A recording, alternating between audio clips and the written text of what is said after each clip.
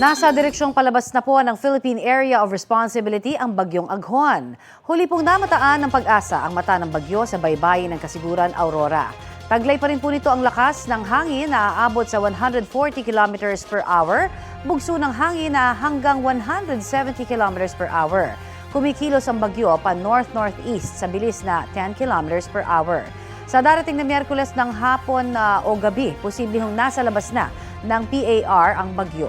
Nakataas pa rin ang Tropical Cyclone Wind Signal number 2 sa ilang panig ng Isabela at ng Aurora.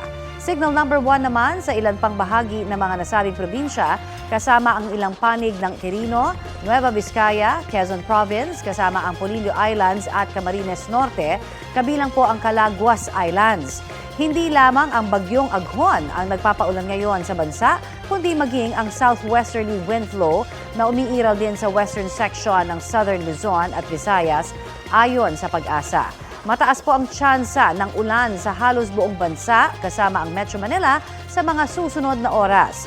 Posible ang heavy to intense rain sa ilang lugar, partikular sa Luzon at Mindanao base sa rainfall forecast ng Metro Weather. Kapuso, para sa mga maiinit na balita, mag-subscribe sa GMA Integrated News sa YouTube. Sa mga kapuso naman abroad, subaybayan nyo kami sa GMA Pinoy TV at sa www.gmanews.tv.